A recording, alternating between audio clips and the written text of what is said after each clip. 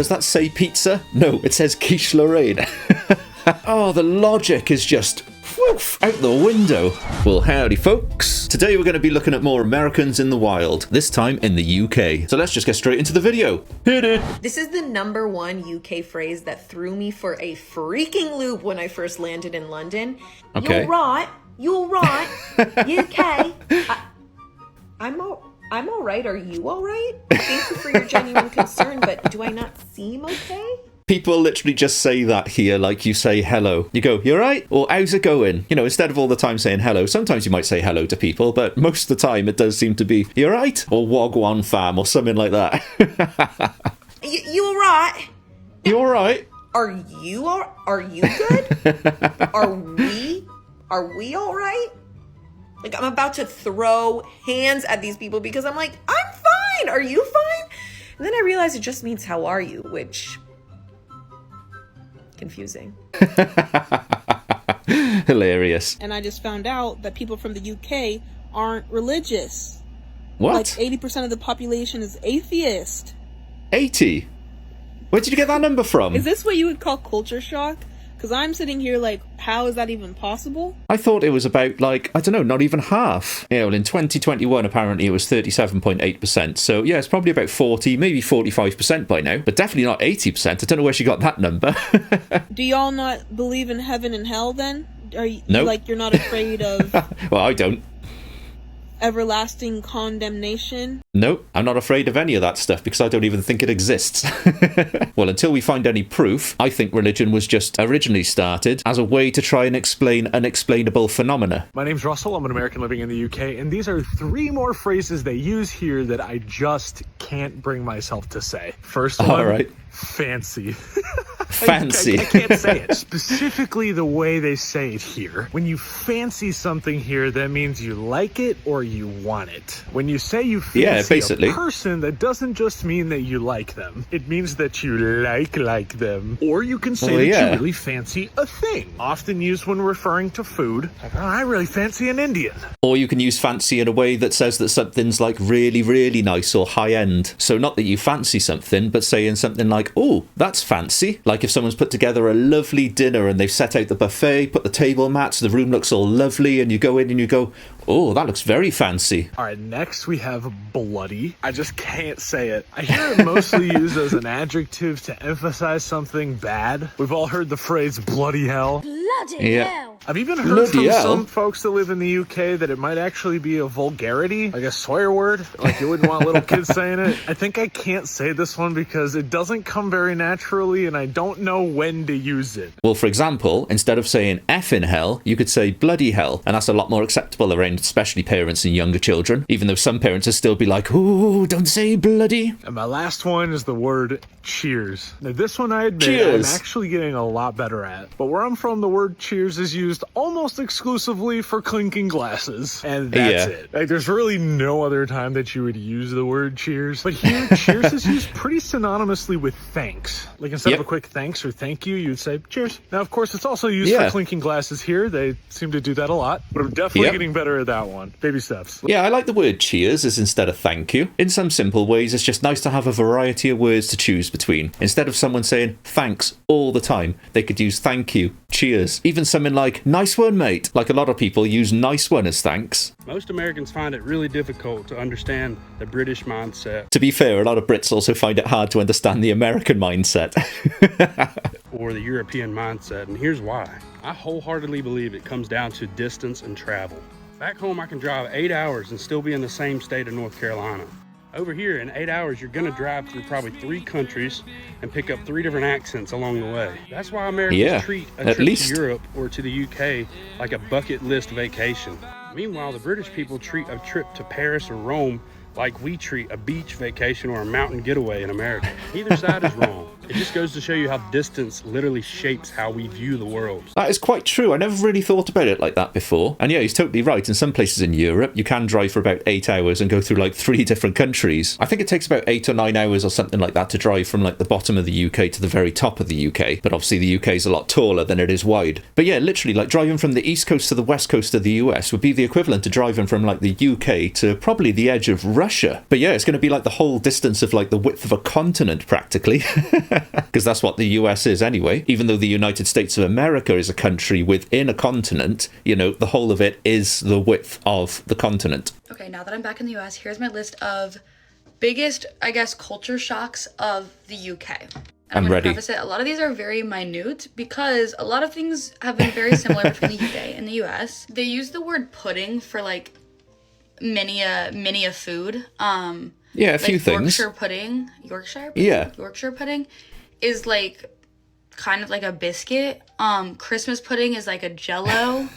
I thought I was getting... I've never heard anyone refer to a Yorkshire pudding like a biscuit. It's like a tiny little baked bowl of like flour and egg or something. I don't really know what it's made of. Never made one, but they're gorgeous with a Sunday dinner and gravy. Christmas pudding is like a Jello. Again, I've never heard anyone refer to a Christmas pudding like a Jello. Christmas pudding is like a really dense, fruity cake. I can't think of anyone who would describe a Christmas pudding like a Jello. It's like the complete opposite. But a lot of the times we do use the word pudding for like dessert, you know, like you have after a meal. At least that's how I've heard it used most. This one actually really got me. Their paper is different sized than US paper.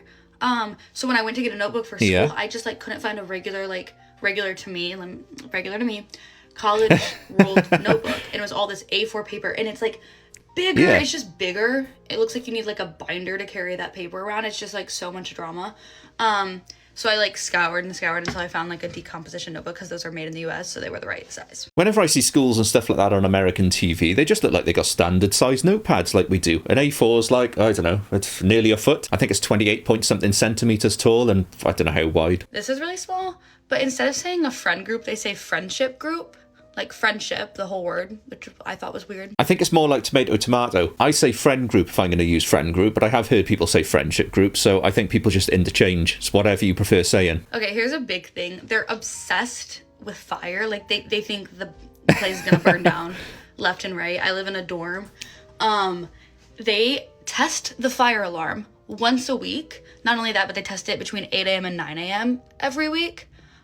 Which is just bizarre. I've never had a fire alarm go off that much in my life. A lot of the reason of that is because most people's fire alarms aren't hardwired into the house. They run off a battery. So they want you to test them every now and again just to make sure it's still functional, because otherwise, if your battery runs out and the fire goes off, how are you going to know? This is another little thing, but instead of saying, could you please turn the lights off on your way out, or something like that, they say, please could you do this?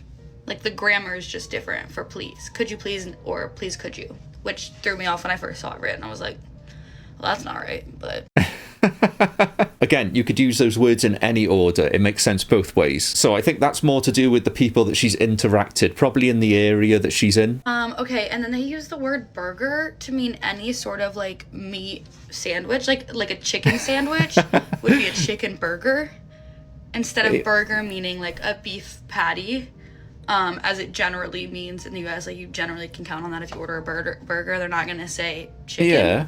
You know? But no, to be fair, if I was having a beef burger and I had that in sandwich bread, then I would call that a burger sandwich. I don't know about other people, but yeah, that's what I would call it. This is a massive one. You know how when you're walking on a sidewalk, you walk on the right side of the sidewalk, and like, so that this is the pathway that people are going on? I assumed because they drive on the other side of the road, they would walk on the left side of the sidewalk, but it would be orderly.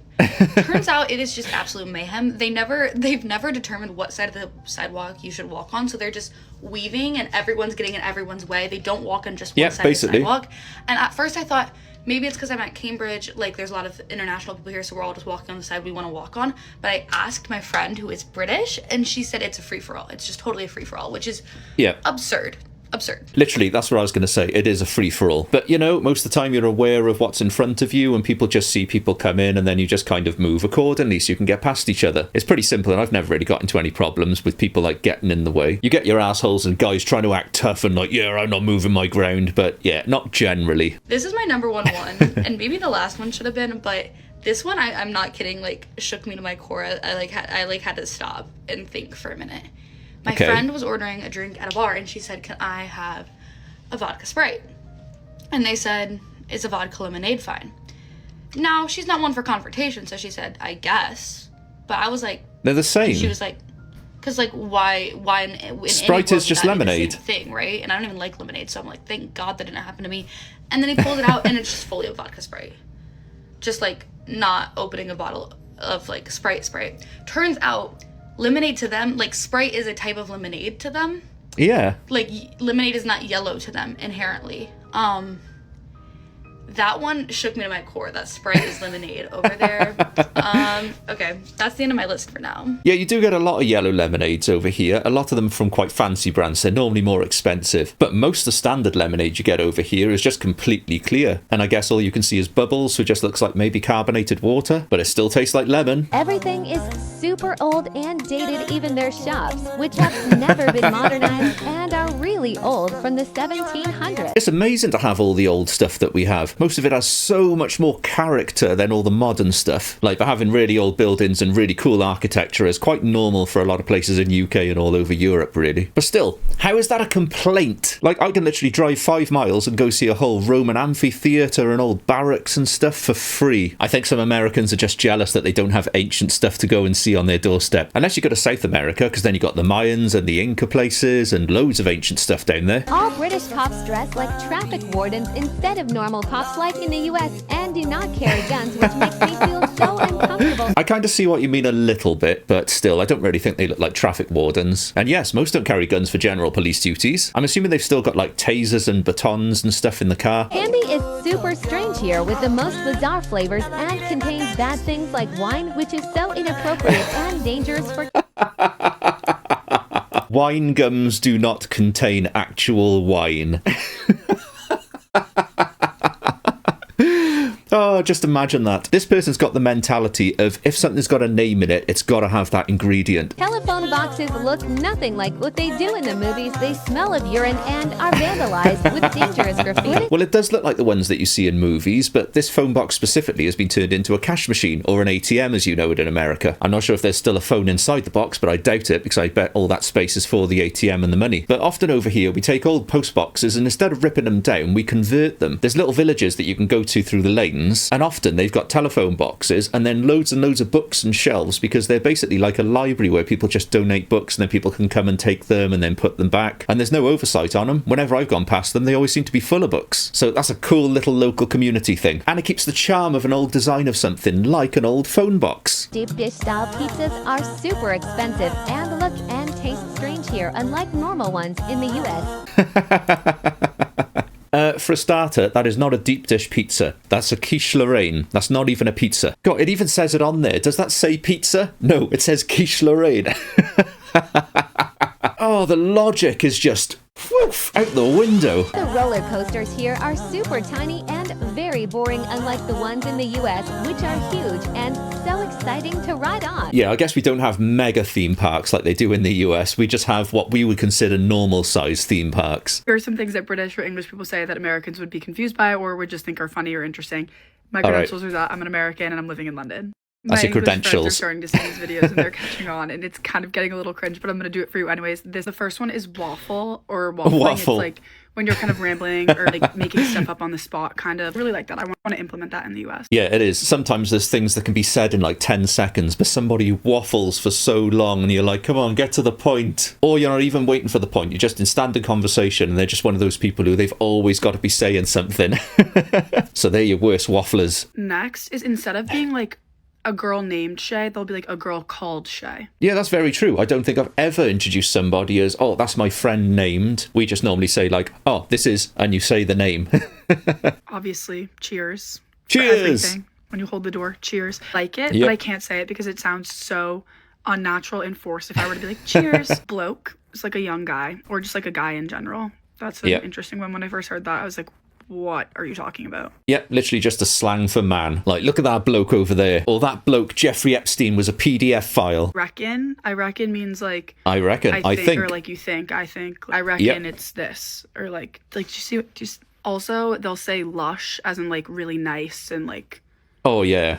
That's lush. I don't know. It's just like, oh, that's lush. Obviously, sorted is one. See it, say it's sorted. Oh, we'll get that sorted. Like, there's Sorted. They use it all the time. I like sorted. It's also used in a way where if you ask somebody if something's been done and they go, yeah, all good, and then you're just like, sorted. I guess it could be used in a way that people would normally say, excellent, or great, sorted. And then also they say, I rate that, meaning like, I really like that, or like I respect that, kind of. I also like that. Yeah, I rate that has come up more in recent years. I don't think I've really ever used it, maybe a few times, but makes total sense. I guess the last one is, instead of being like, oh, I'm going to go pick up, they're going to be like, oh, I'm going to go collect. For example, if you're picking up your friend from the airport, they're going to be like, oh, I'm going to go collect Sadie from the airport. Like, not like I'm going to go pick up Sadie from the airport, so I'm going to go collect her. Or at least that's what I've heard. I don't know. Yeah. You guys are the English ones here. You'll know best. But yeah, a thing that you're going to collect is a collection. So you go and collect your collection. But we also use words interchangeably, like, oh, I'm going to go get, or even I'm going to go grab my friend, or something like that. Basically, we don't just use one word for things. There's a variety of words, and it's nice to have a choice. Right, we're going to wrap it up for today anyway. So thank you very much for watching. Please like, subscribe, and I shall catch you in the next one. Peace.